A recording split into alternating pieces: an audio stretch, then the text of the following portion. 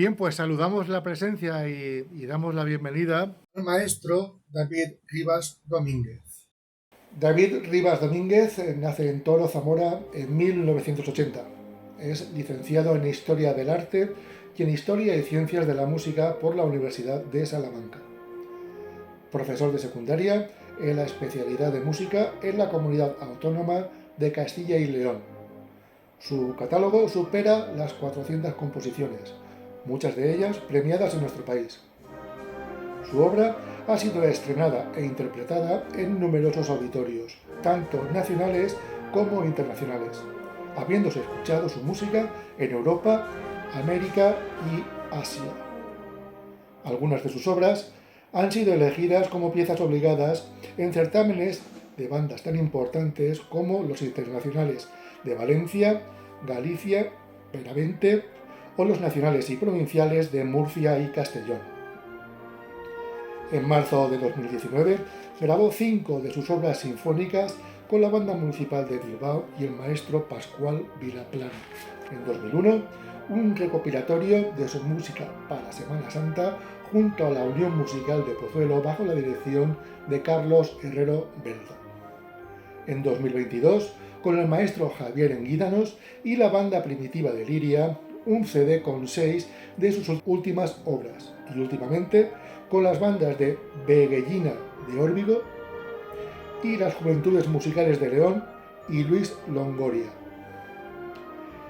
Miembro de la Academia Latina de los Grammys, tiene varios premios y reconocimientos, tanto en España como en Estados Unidos, y desde 2017 es poseedor del premio a la Fundación Científica Caja Rural en la categoría de Excelencia en la Cultura.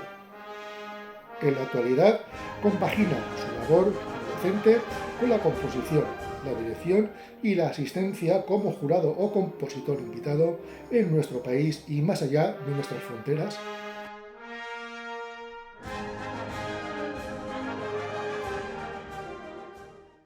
La historia, sus personajes, los acontecimientos fundamentales en nuestro pasado, como por ejemplo la Ruta del Cid o Legados, son claro ejemplo de la temática de sus obras, en un porcentaje importante.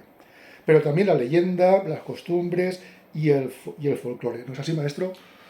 Sí, la verdad que, bueno, lo primero, un placer estar con vosotros, contigo, y gracias por la invitación y un saludo a todos los espectadores.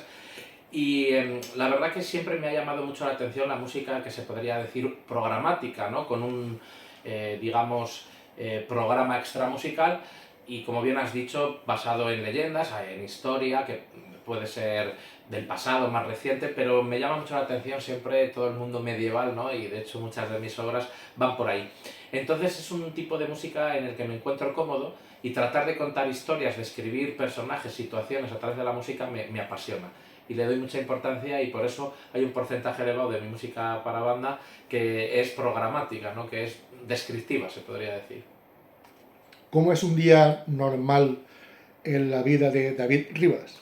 Bueno, un día normal, ahora ya estamos introduciéndonos en el verano y ya no son tan normales porque no hay clase, pero un día normal, pues yo de lunes a viernes doy por la mañana mis clases en el Instituto Pardo Tavera de mi Toro natal, de mi ciudad en Zamora, Toro.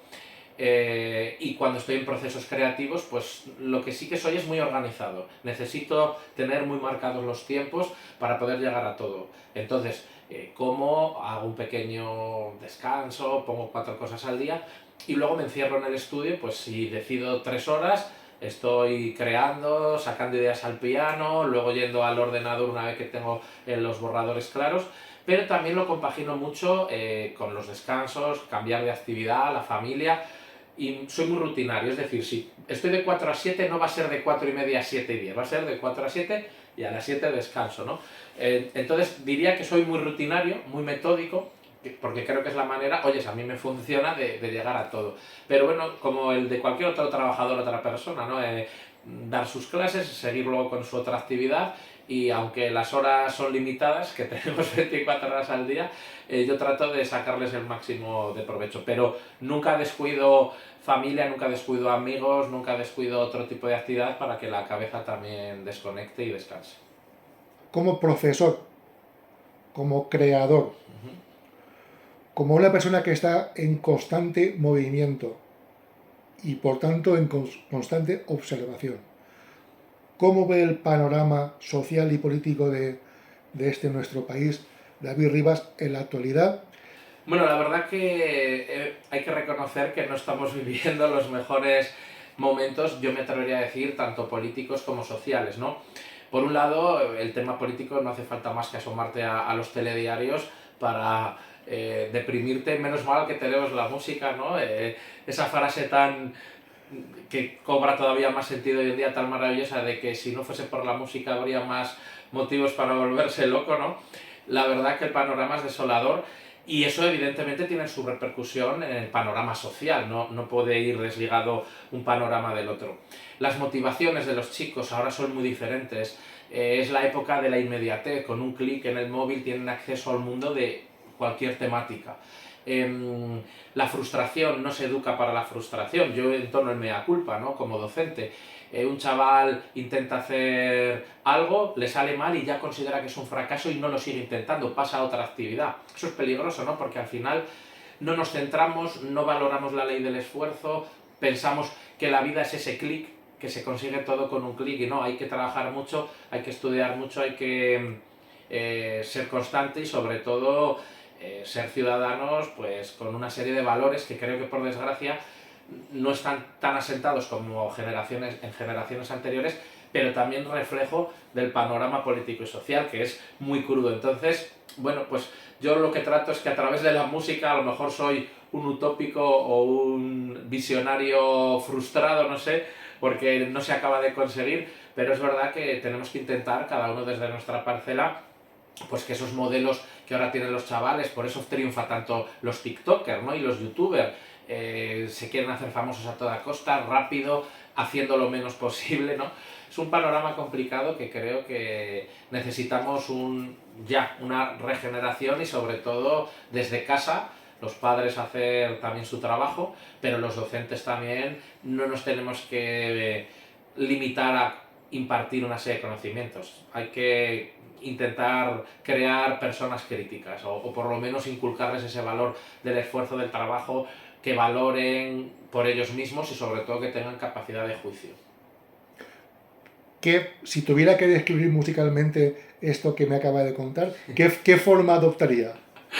Pues no sé, yo creo que sería marcha fúnebre al final y yo creo que música muy atonal, música de vanguardia, incluso podríamos ir, ¿no? El trémolo por las víctimas de Hiroshima yo creo que se queda corto, ¿no? Con todos nuestros respetos, porque la verdad que el panorama es bastante desolador y es que al final eso afecta también, por desgracia, a la cultura y a la educación de un pueblo. Entonces sería desde luego una obra muy convulsa y muy impredecible y sobre todo caótica, y hacia el final, como tú bien has dicho, se podía introducir esa marcha fúnebre como final porque la verdad que es lamentable.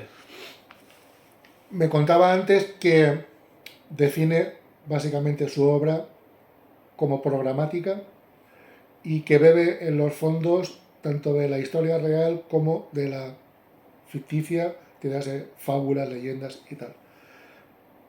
Dígame, para usted, sus 3 obras más importantes y por qué.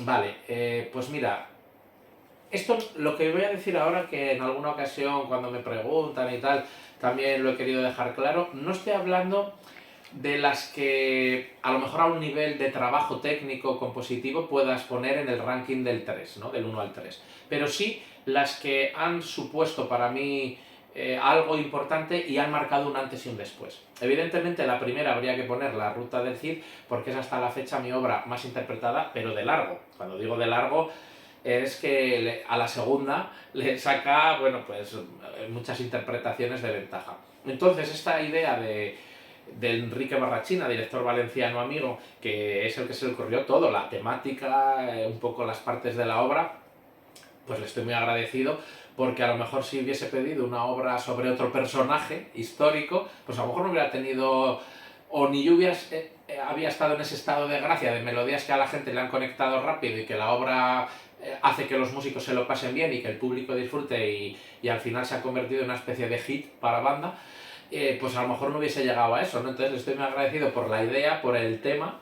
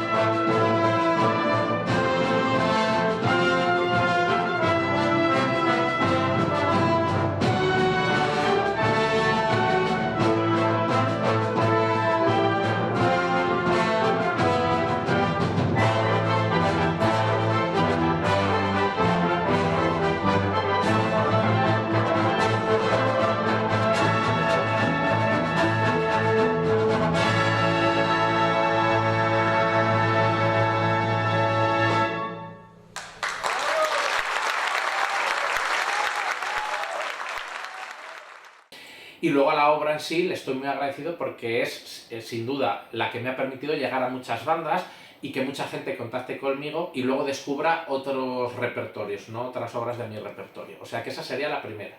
La segunda sería Los últimos días de Troya, una obra también muy descriptiva, que es una obra en cargo de Juanjo Catalá, cuando dirigía La Pobla de Farnal para ir al certamen de la Diputación de Valencia. Y es una obra que en el 2019 la eligen como obligada a la sección tercera del Certamen Internacional de Valencia. Y ahí sí que yo noto un antes y un después a nivel mediático, a nivel impacto. Entonces estoy también muy agradecido, no solo a la obra que me gusta particularmente y que también se interpreta mucho, pero sí al hecho de que esa obra se considere apropiada para un certamen tan importantísimo como el de Valencia. Y es una obra que, pues digamos que hace que haya un antes y un después a nivel impacto, redes sociales, televisiones y a nivel un poco en mi carrera nacional e internacional.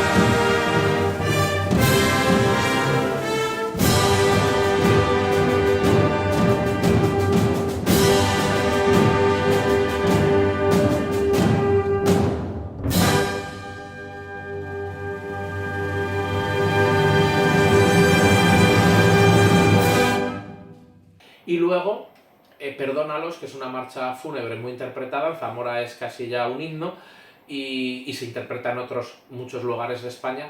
Pues como zamorano, como teresano, pues evidentemente si no haces una marcha fúnebre como compositor tenemos un problema, ¿no? Y esa, por lo que sea, la ha recibido el público desde el año 2011 que se estrena como suya. Y digamos que ahí ya hay una parte emocional colectiva, de tal manera que le tengo mucho cariño por lo que implica y por lo que supone a nivel emocional para las personas. Podríamos hablar de otras si nos vamos al tema pasodobles. Diego Pérez también, por toda la historia que hay detrás de la dedicatoria a ese músico fallecido. Pero bueno, como me has pedido tres, vamos a quedarnos con esas.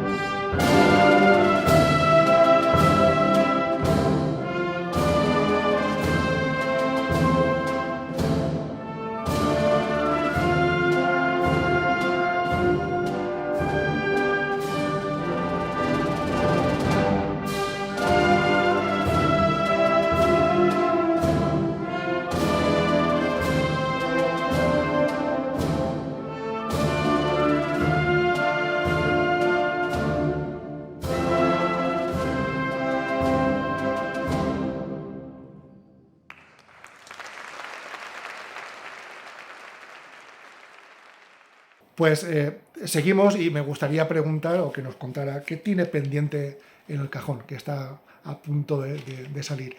Que se pueda contar, claro. Sí, yo digo que secretos de Estado de momento no tenemos. Sí que es verdad que a veces hay trabajos que si son un encargo la gente quiere, pues evidentemente anunciar la institución, la banda o el solista que sea, pero bueno, por ahora lo que tengo lo puedo contar.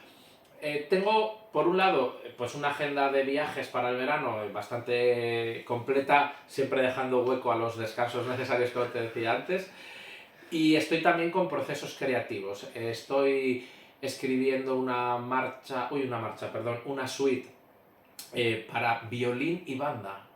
Se llama Suite Popular Española y es un guiño a Falla, al nacionalismo español, al folclore. Tú antes lo dijiste en una de las preguntas, que también vengo de una tierra donde está muy arraigado el folclore y yo creo que saber combinar la tradición con el lenguaje actual de banda es interesante porque hay instrumentos mal llamados a veces menores o folclóricos que yo tengo repertorio para estas flautas de tres agujeros, de dulzainas, el corneta, que tú luego ves a los solistas y ojito, ¿no?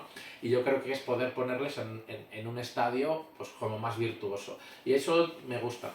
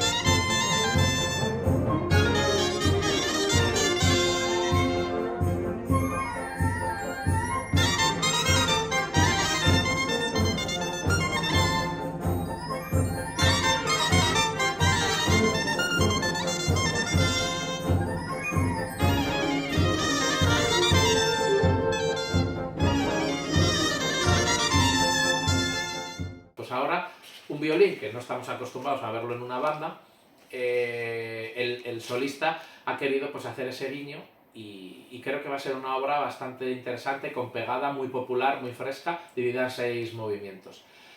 Y por otro lado tengo estrenos pendientes, uno de ellos que va a llamar yo creo la atención es una obra para batucada y banda que haremos en La Bañeza, León, el 13 de agosto.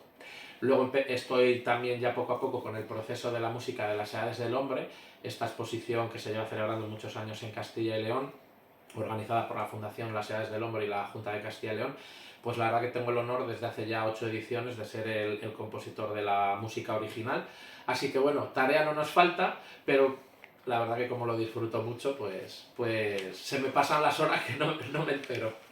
Hablando un poco del folclore, que la verdad es que me ha llamado la atención al repasar un poco por encima el catálogo, la suite sayagüesa y la fantasía folclórica, que realmente están escritas para la flauta pastoril. Eso es Y una... tamboril. Y tamboril, eso es. Es una flauta que, bueno, podría tener cierto paralelismo con algunos instrumentos que tenemos en la Ruta de la Plata. Si tú te vas a Astorga, lo que se llama pito maragato, pero te bajas a Huelva y es el pito rociero, ¿no? Entonces al final es ese instrumento que tocan los pastores que tiene 2 agujeros delante, otro detrás. ¿Y el chistu? El chistu en el País Vasco sería algo parecido, lo único que el chistu quizá con una tímbrica y un sonido algo más tenue, ¿no? Y este es un instrumento como más incisivo o más agudo. Pero sí, sería, al final son 3 agujeros, 2 delante y 1 detrás. Y claro, yo que también para Chisto he escrito para el gran Garicoiz Mendizábal y estas obras que nombras están escritas para Luis Antonio Pedraza, que posiblemente con ese instrumento sea el máximo representante en nuestro país, la verdad que la gente pues a priori dice, va, esos son como obras folclóricas, obras así para la fiesta del pueblo, pero claro, luego ya estos solistas hacer lo que pueden hacer, que yo digo, madre mía, solo con 3 agujeros las posiciones tienen que andar a veces con cuartos de agujero para que haya un bemol o haya un sostenido.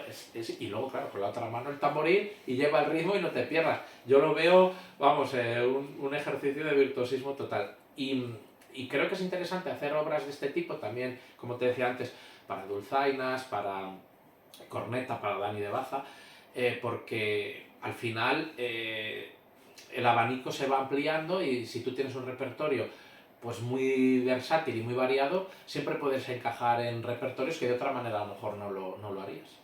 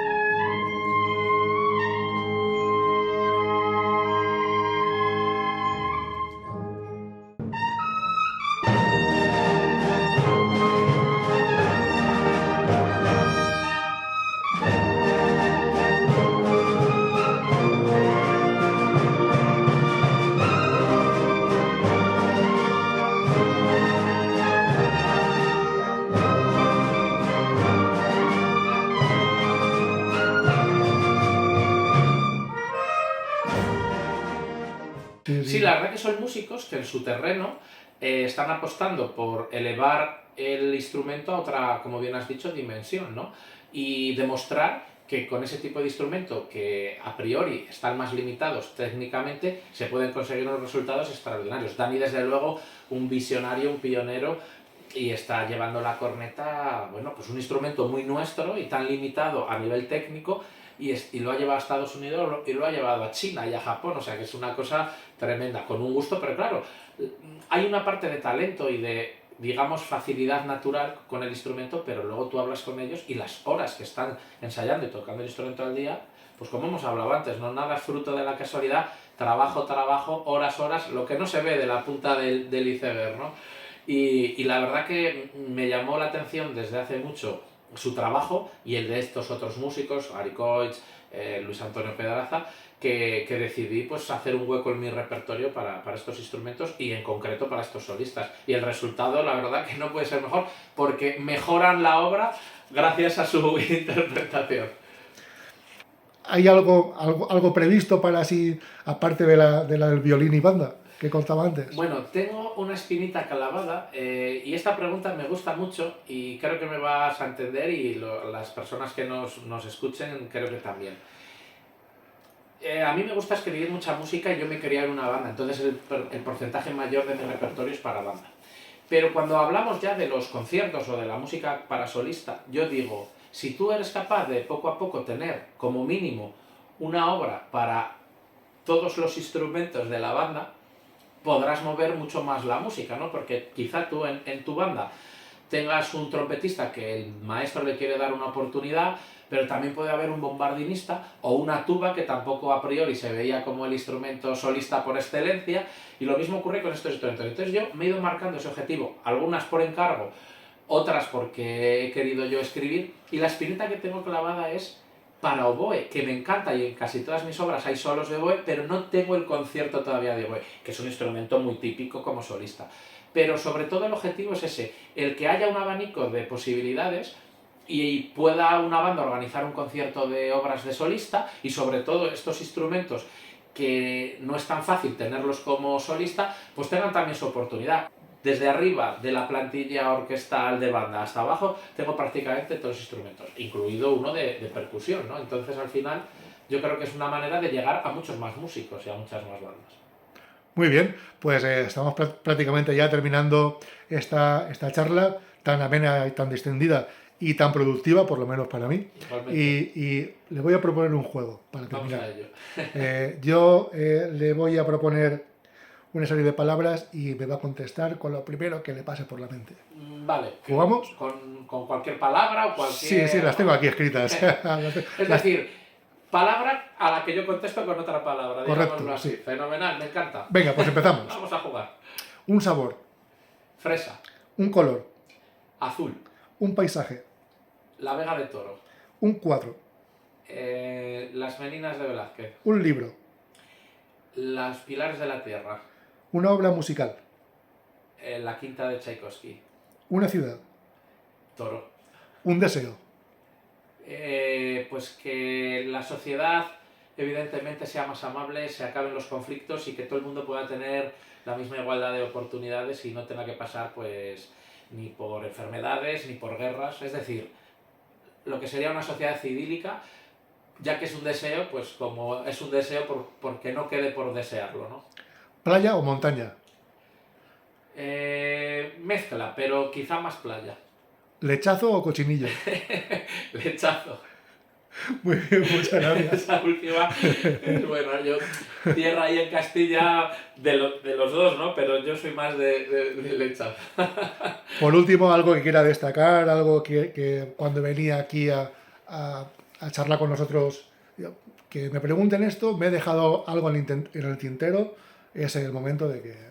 Bueno, pues lo primero, agradecerte la invitación y además que ha sido súper dinámico, natural, ¿no? Y la verdad que he estado muy a gusto, así que muchísimas gracias, porque siempre que piensen en uno al que están acostumbrados a ver o explicando su música o dirigiéndola, siempre poder tener una charla, pueden conocer un poco más, ¿no? a la persona, y eso se agradece. Así que fenomenal este ratito y muy agradecido. Y por otro lado, algo que yo llevo reivindicando mucho tiempo es pues que vamos a utilizar la música realmente para lo que creo que está diseñada, ¿no? Que es transmitir emociones y encontrar puntos de encuentro. Al final es un lenguaje abstracto, pero no deja de ser el lenguaje más universal. Cualquier músico puede hacer música con otro músico, da igual el idioma, aunque no tengan uno en común y no se entiendan para tomar un café, pero sí para hacer que una partitura cobre vida, ¿no? Entonces, mi deseo siempre es que se cuide un poquito más la gestión emocional dentro del mundo de la música, porque no es solo tocar, dirigir o componer, sino que al final nos necesitamos los unos a los otros y vamos a encontrar más puntos de encuentro y dejarlo tóxico para otros lugares, ¿no? y para otros ambientes, porque la música creo que es para siempre unir y hacernos mejores. Así que esa es un poco mi reivindicación.